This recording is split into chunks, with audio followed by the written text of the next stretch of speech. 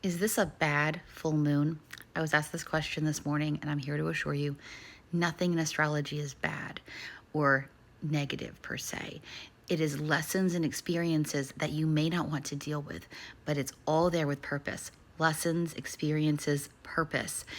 These things, these transits that could feel more challenging to you depending on where it interacts with your birth chart, are meant to shift you and change you either internally or externally or both. And if those shifts, changes, growth, maturity, etc., are things that you don't want to face or deal with, they're going to feel like a negative experience.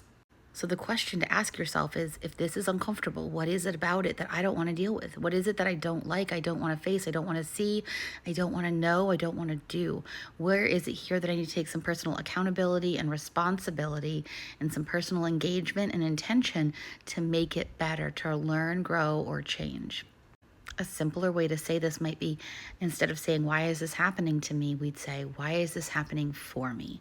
Or what is this here to teach me? Where is this trying to shift me? What good can come from this? Because in the midst of change, many, many times for human beings, it doesn't feel good, but it doesn't mean that it can't be good or won't be good later. Your engagement, personal responsibility, and accountability have a lot to do with that.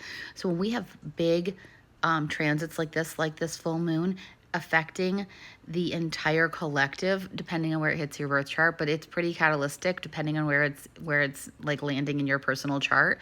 It's because there's a large group of us that are here. We're here for the change, for the shift, for something else.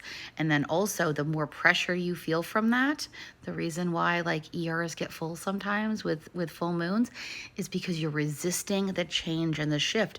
So if you're in your flow, you're in your alignment, you're actively engaging your life, you're not being passive, you're not being complacent, you're not being compliant to everybody else, you're minding your own inner compass, your own intuition, your own soul path and plan, it's not going to feel as heavy for you. It's not going to feel as challenging.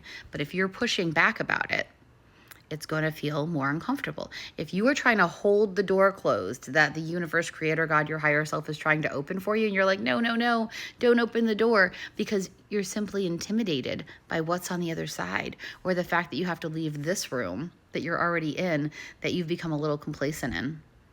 Really, you cannot expect change if you don't intend to get up and accept change. That's a pretty big one, right? You cannot accept change, have change. Oh, I think I said that backwards the second time.